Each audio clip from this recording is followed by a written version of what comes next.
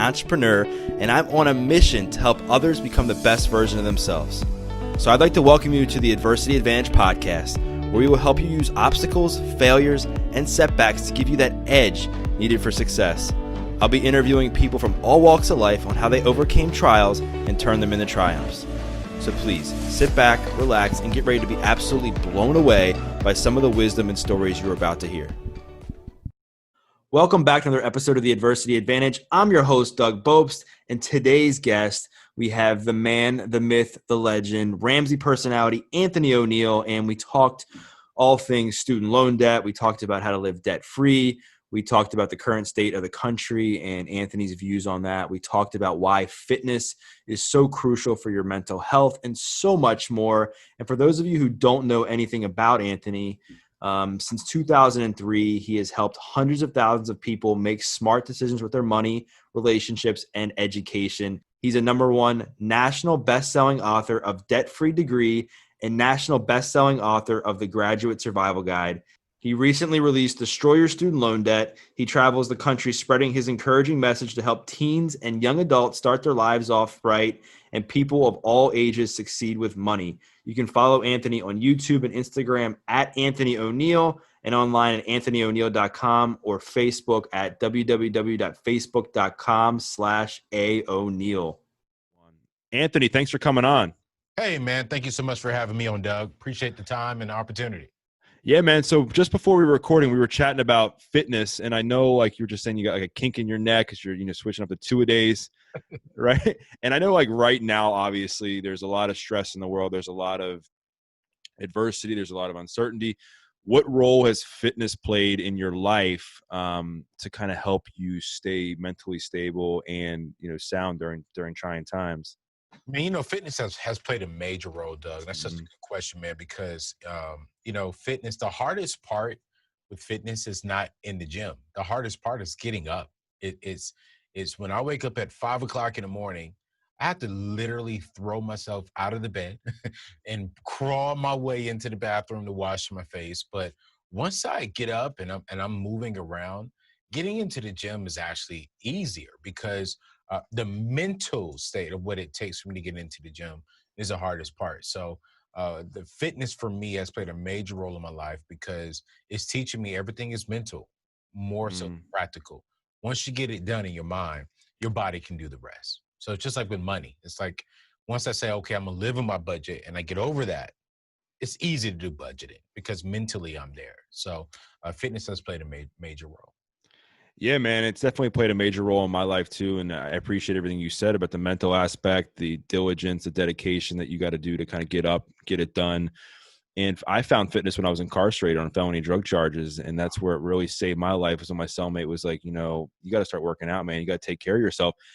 And I only knew about the physical benefits. I had no idea how much better it made me feel about myself, my, getting comfortable, being uncomfortable, the dedication, the hard work. And so I definitely hear you on that. And with that being said, when I was incarcerated, I got immersed. Obviously, there's a lot of different cultures in there, all races. And I know I saw a post on your Instagram the other day, and it just talked about the net worth of Americans based on race. And it showed the disparity between races and net worth. And, what do you think, what do you believe at the root of this disparity? What is at the root of this disparity, and what do you think needs to happen to close the gap? Yeah, when we look at the racial wealth gap between African Americans, so that particular study that you're quoting, they actually were talking about African Americans, Caucasians, and Latinos. That study is showing that for every $100 that a white Caucasian individual may have, the average black person with wealth means they'll have about right around $5.48. And I always say this to everyone: when we say wealth, that is night and day from income. So income is what you make on your paycheck, what you bring in. Wealth is what do you have saved and invested. And so I think there's a lot of things that plays into that. We had everything from systemic racism, some may say, but for me, I think it's all about what can I control and what am I doing with the income that I have now. So if I'm making $50,000 a year, am I living below that budget, below that income? If I'm making $100,000 a year, am I living below that? Am I living in $1 million home and I'm only making $80,000 a year. And so when it comes to that, I just think it's the lack of education. Some issues come from systemic racism, Mhm. unfortunately, but the bulk of it comes from the decisions that we're making on a day-to-day basis with our own personal finances. Yeah, and I think at the end of the day, you're right. I think, it comes a lot into decision making. It comes into the choices we make. We all have a responsibility, I think, to kind of control what we can control. I just actually had your buddy Chris Hogan on earlier today. I was interviewing him, and he was talked about controlling the controllables. Yes. And I think we have that in front of us. And I know for me, I have a choice whether I'm going to brush my teeth, what I'm going to eat for breakfast, whether I'm going to work out, how I'm going to treat the people around me. And with that being said, I know you've been really passionate since, everything happened with George Floyd about sharing, your thoughts and prayers and everything else. So I want to kind of put you on the spot a little bit, if you don't mind. So politics aside, like imagine you're captain and you're steering the ship of the United States, and let's just say like money's not an object right now. What changes do you think that we could make to create more equal opportunities and resources? Man, I think that's a good question. I think right now we definitely have to do a deeper dive into the police, as far Mm, as getting rid of the bad ones. mm, I can definitely go on record and say I do not believe every police officer is a bad police officer. But do we have some ones that are bad? Absolutely. right. So that would be one thing I would do, in that space is just make sure that I'm looking at and examining all of my police officers and getting rid of the ones who are not treating everyone equally, treating everyone right. That's black or white or Right. Hispanic or Latino. I don't care who you are. Right is right and wrong is wrong, and the wrong one's got to go. So that'd be the main thing that I would focus on, and then just have a conversation like, hey, we really need to lead with love. Mm, We are called to protect. We are called to love people and help them get home safe and help them transition to wherever they're going safely. So that would be the second thing that I would have. But that's a great question, man. But I definitely want to say on record, not everyone's bad. Not right. everyone's a racist. But let's get rid of the ones who are. Yeah, I agree. And even just from my own perspective, and just kind of seeing what's going on, I think there's no better way than lead with love, understanding, and empathy. And listen, I think so many times we all were the first to talk, and we have our own ideas, we have our own solutions. We said, I'll do this, I'll do that. And it's like, well, why not like ask questions and Absolutely. listen and then reflect. You might not agree with everything, right? But you can certainly listen and gain understanding and gain empathy. I believe like listening and asking questions is what opens the doors to help others, right?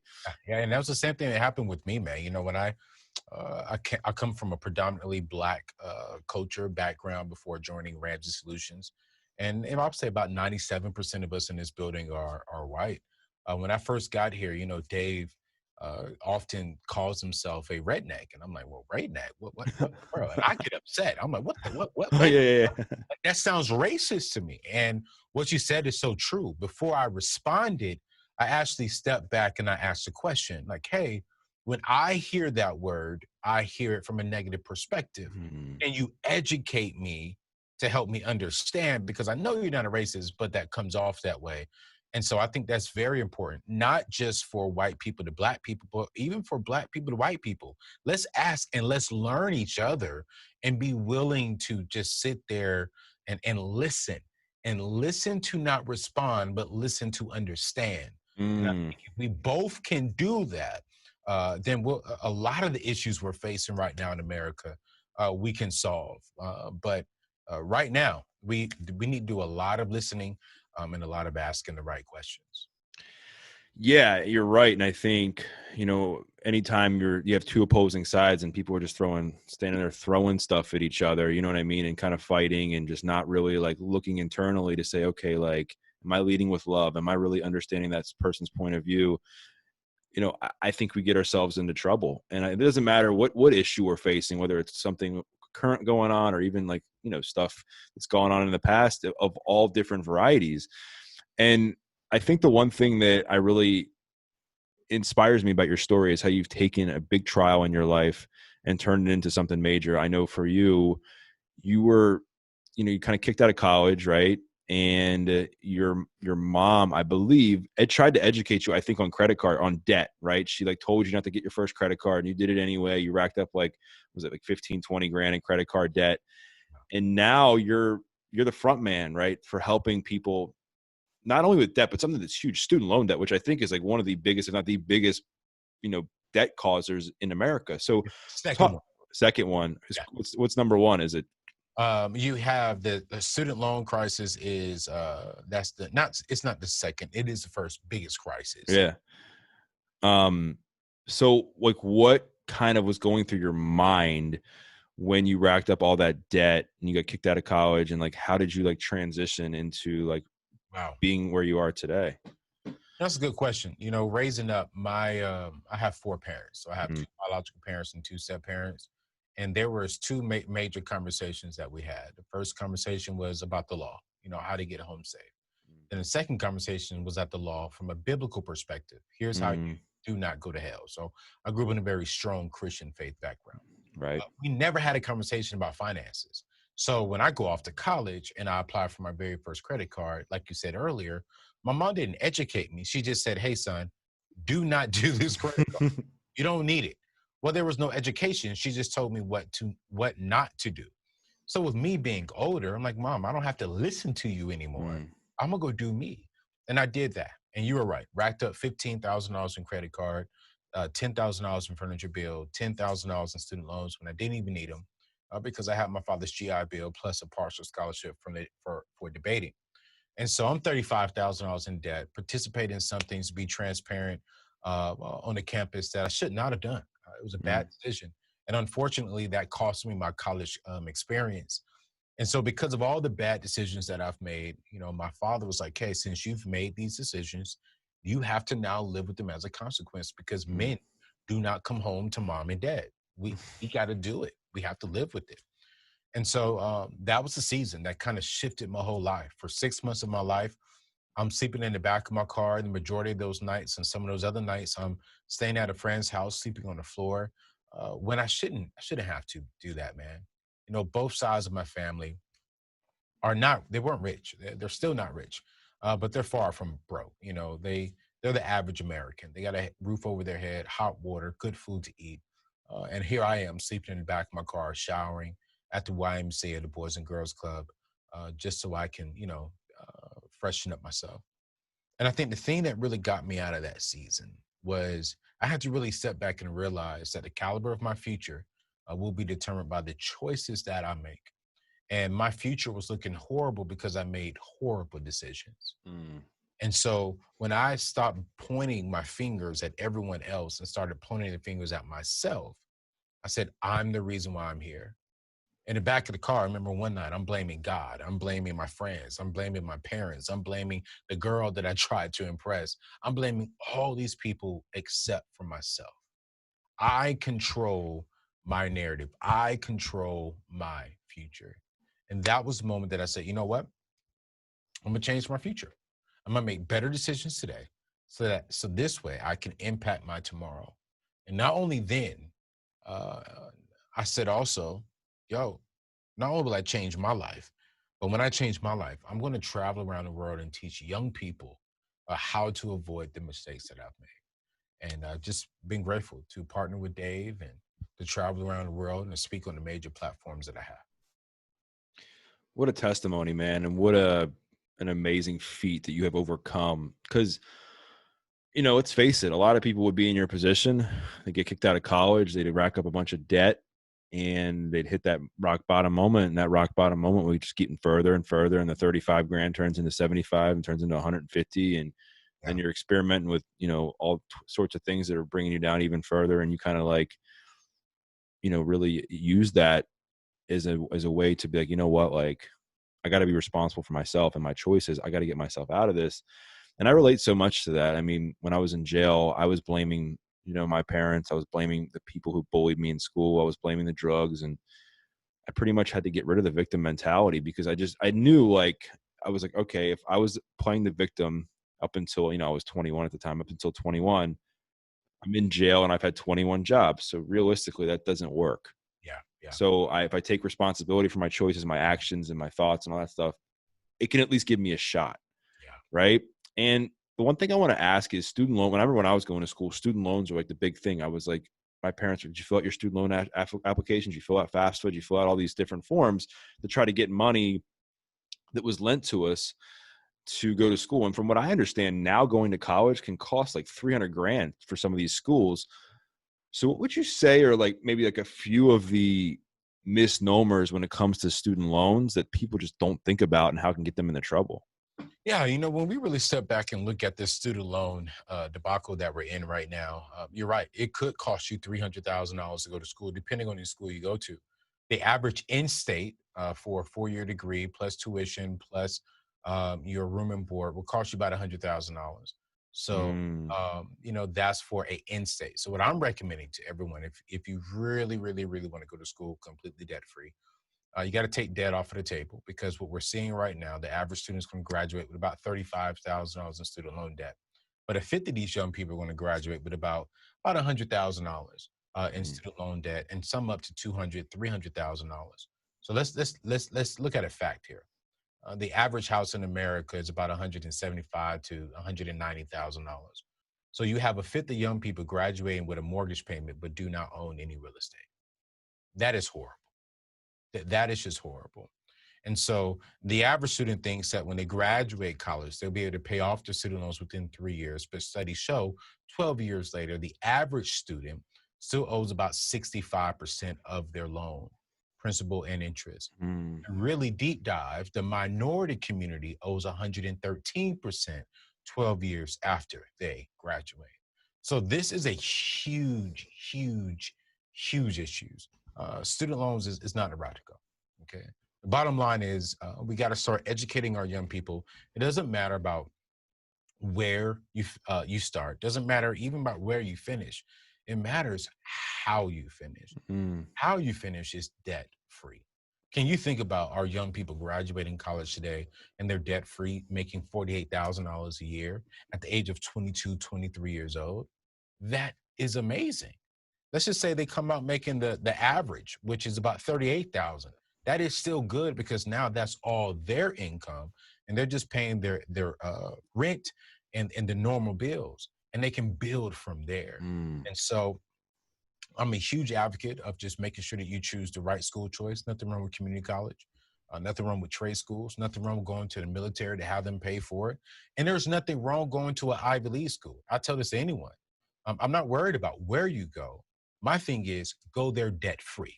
Mm, That's the bottom line. So if Harvard, Yale, Princeton, Duke, if they give you a full ride, you go get the education. But if community college says, hey, we'll give you the first 2 years free and you can transfer to your local in-state college there and go there for free, I'm doing that before I go to Harvard and spend $300,000 on it, because I care about my future. Colleges, the name of the college doesn't make our young people. We make ourselves. mm. Okay, we do. If I'm willing to put in the work, be a young man of integrity, and really just focus and be determined, I will be successful. Harvard doesn't make that. The local in-state college doesn't make that. I do. You do. Listeners do. And so that's what I'm teaching. That's my message to young people. Yeah, there's so much I want to dive into about that, because there's so many thoughts I have. And the one thing that just came to mind is from people I know who own businesses and are hiring people, it's personality over diploma. Like Come on. right? Like it's personality over diploma. Like you could have the diploma from X, Y, and Z college. You could have master's, graduate, doctorate. But if you don't know how to talk to people, if you don't know how to like look somebody in the face, you don't know how to like really just build relationships, like it means really doesn't really mean much. And the same in the adverse is if you have somebody from a smaller college who just is like somebody who just has a lot of grit and determination and fortitude and has built their way up, they're probably going to get hired because that's what's going to last. And I look at that in the fitness business. I saw a lot of people with all these degrees, all these letters after their names, but they couldn't talk to people. They couldn't build relationships with people. So like talking about like why the knee bone's connected to the hip bone or whatever in the most like scientific way isn't going to relate to that person who just wants to like feel better about themselves. Right. And so one of the other things I wanted to say is there's a couple. Number one, I think a lot of people go to college. I mean, before they're too young, I think sometimes because they're making these crazy financial decisions when they're 18, 19, sometimes 17 years old, and they don't even know what they're signing their life up. They don't even know what they really want to do. They haven't evolved totally, right? And things change. I mean, how many people do you know that end up getting a degree and they don't use it? They have all this debt and they're in another industry, which there's nothing wrong with that. That was meant for them to happen that way. But just from the debt itself, like, you're right. I think there needs to be more, structure and patience with these kids before they make these decisions. Do you think it is like a maturity thing? Do you think kids are just like, you know what, I just want to go to school so I can go party, so I can go get out of my house, I'll sign whatever note I can? Or do you think it's just more that they're just not as educated by their families and other people? I think it's a bit of everything, man. I think you have some kids who are very mature, but they are going for the experience, not for the Mm, education. I think you have young kids who are very mature, but they are lacking the education. I know several young people. I actually just did a panel for a documentary that I'm working on with just high school students. And when we started the panel, all of them said, "Yeah, I'm taking out student loans. I'm gonna go here. I'm gonna go there. I'm gonna go here." These are all straight A young kids. mm, By the end of that panel, none of them said, "I'm taking out student loans." It's like, no, I don't want to take out student loans. What's the difference between the beginning and the ending? The education. mm. And I think that the lack of financial education and exposing all options on how to get the further education is hurting our young people. Isn't it funny that we'll protect young people from buying liquor, from buying cigars, from buying cigarettes, but then we'll allow them to sign up for $100,000 in loans. We'll just give them that's going to impact their life for the rest of their life. Isn't it funny that we're not spending the time to educate our young people in high school on financial literacy, but we're educating them so they can go get a job, but then not be good stewards of what the job brings them, which is income. And so I think the real bulk of the answer to your question is the lack of financial literacy being Mm. taught in our homes, in our schools, and just in our education system, period, for our young people.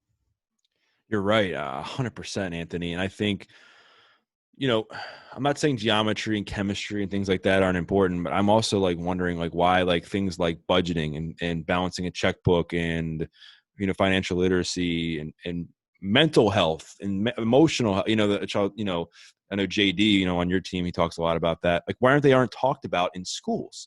Yeah. Because these problems are going to come up, and even more so as the rise of social media and the technology and the easier access we have to distractions and stress.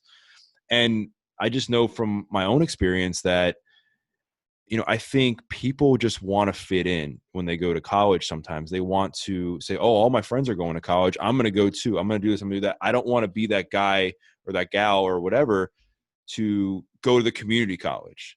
I mean, I was I just got my 2-year degree like 2 years ago. I'm 33, magna cum laude, but it was just slow and steady. But what I've realized is I am, by the grace of God, thankful that I didn't put myself in a bunch of student loan debt because of what I'm doing right now. I don't need that. And here's my thing, and I'm gonna say this, and your tribe may or may not like it, but it is what it is. I believe education is very important. But you know what? The actual piece of paper of a degree reminds me of cars. It's just losing its value. Mm, It's like it's just depreciating. Now, education is important. I believe every single day we should be learning. Every single day we should be growing our business, which is our mind. So I'm very big on that. But the actual piece of paper of the diploma, I think it's just losing this value because we put so much stress on go get this, go get this, go get that. But then you're right. You don't need it.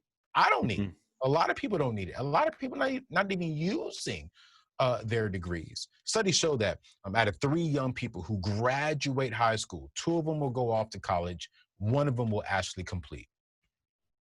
Mm. And you still have millionaires. You still have successful people. A lot of your billionaires right now don't even have a bachelor's degree.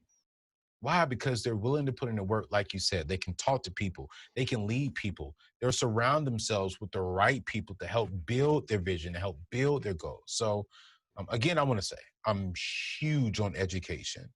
but I believe that there are different ways to get it. Some of that is college. Some of it is trade schools. Some of it is community college. Some of it's going out into the workforce and just doing real life education. Some of it is going to the military and getting that education. So, I think everyone needs to step back and just examine what's the best route for me to grow and to make some profit. Yeah, I mean, you bring up some really good points in that it's important that we're evolving as a society. Like, there's cell phones now, there's cars, there's, there's things around us where it's not like back in the day where, there was no phones, there was no technology, and you were like walking everywhere, where like the accessibility wasn't what it is today. Yes. You can learn anything right now on YouTube, Google. You could, buy a course from, you guys at Ramsey for, X amount and get taught more about financial literacy than you would in 4 years. I'm being serious. Like, one of the things I highly respect about Dave's programs, and that's what I kind of really got me in, was how simple it is. Simple. Right? Simple. Yes. Like, and how easy it is to understand, how easy it is for anybody to take these baby steps and understand. You don't have to agree with I'm sure most people don't agree with everything, but they could probably say, you know what? I see how this works. I see the value in this. It's easy. Yeah. And that's what, a couple $100 or whatever it costs to go through financial peace. I mean, it's probably less now but it's actually free now. So any of your listeners who want to actually go check it out, it's normally, like you said, about $140, but right now we're offering it for free for 14 days, so they can go to daveramsey.com/hope to take it. But like you said right there, that's free education, yeah, days that you'll get more in those 9 classes than you will in a semester on campus somewhere. Yeah. And I bring this up because, to your point, like, I agree with you. I think the diploma is just a piece of paper, and I go back and forth with people I know. I'm like, well, like, what is it that you need a degree? I mean, if you're going to be a doctor, if you're going to be a lawyer, if you're going to be engineer, I mean, yes, please. I want a doctor. Yeah. An operation on me, and you learned this off of YouTube. But ask yourself this, Doug. When is the last time you've been in your lawyer's office or your doctor's office and asked them what school did they go to? Right. If they graduated from Harvard or Yale or Princeton or Duke? No, you don't care. You just know that they went to school and they're educated to do what they're doing. And they're likable, right? And they're likable. Likable, yes. My doctor has to smile. If he don't smile when he comes, I don't like him, because you gotta help me be healthy. So you need to smile and be healthy. I think, like, it's like it all goes back to, even everything that you guys teach at Ramsey Solution, that, you're having a piece of paper to impress people you don't even know. Don't even know. So you're getting that degree from whatever college it is, and not to say that it's judging somebody who does, but really, like you said, people want someone who's going to be likable, personable, approachable, affable, like dedicated, all these things. And if you have, the degree doesn't make that. The degree just symbolizes, I guess, where you went to school, right? And I think at the end of the day, getting yourself into a bunch of debt and taking a risk, because a lot of people, it's a huge risk. Like, people don't think about the risk involved with $100, $200, $300,000 in debt, that there's no guarantee you're going to get this big job. There's no guarantee you're going to make it back, right? But you know what, though, Doug, I posted a post on my Instagram this morning, and I'm getting a lot of DMs and a lot of questions about it. But the reason why people do not look at the amount of debt that they have is because they only look at how much they have to pay monthly. So I think they don't really feel it. It's like, okay, cool, I'll pay $200, I'll pay $300, I'll pay $99, I'll pay $199. And before you know it, they have $4,000 worth of bills every month, and they think that they can manage that without realizing they have $500,000 in debt that they're going to be paying off over the next 10, 20 to 30 years. And so that's one of my main missions, is to really help people understand. Do not think like the paycheck to paycheck individual. Think like the millionaire billionaire. How much is this going to cost me? That's the first question. 2, is this worth that cost? Is it? Is going to this particular school worth $100,000? Only you can answer that question for yourself. And can I pay for it cash? If you can, if yes to all these questions, to all three of those questions, then you go. Is it worth it? Yes. Is paying $100,000 worth it? Yes. Okay, cool. Can I pay for it cash? Yes. Go. But if you say no to one of them, don't go. Don't do it. Bottom line. Cash is king, right? And I think a lot of people found that out the hard way during the pandemic. They were like, gosh, that guy Dave Ramsey's right. Cash is king. All kidding aside, that the people that had the least amount of debt probably were the least amount of stress, because even though their employment might have been, adjusted, at least they had savings. At least they didn't have their payments weren't as much. So I appreciate everything, all the advice you gave on everything from the issues going on today, mindset, love, student loans, obviously. So what's next for Anthony ONeal? What do you got coming up? Man, I just released a brand new talk show on YouTube. It's called The Table, where I sit down and just have a real relatable and relevant conversation with today's young people, really helping them really dive deeper into money and understanding money. We're celebrating individuals who are debt-free. We're celebrating individuals who are starting a business, and we're even celebrating individuals who are starting the journey to pay off all their debt. So it's a money show, life show.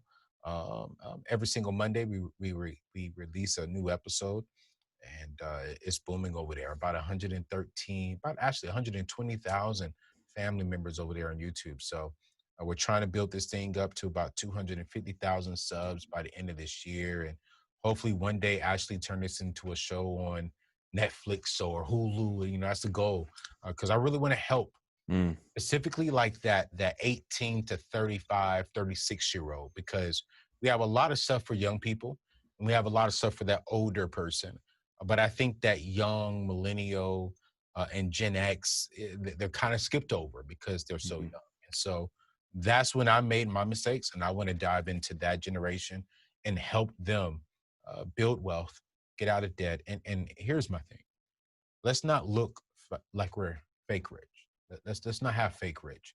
Let's build true generational wealth. And that's what I'm doing for my future family. I want my grandkids' kids to know my name. And so that's what I'm focusing on. So go over to youtube.com/Anthony ONeal. Follow me on Instagram @Anthony ONeal. And you'll see we just have a real relatable and relevant conversation. Awesome, man. Well, I'll make sure to put all that stuff in the show notes. Anthony, it's been an absolute pleasure. And, for those of you who are listening to this, his story, his expertise, his knowledge is something that just cannot be taken for granted. So, Anthony, thank you once again for hopping on here.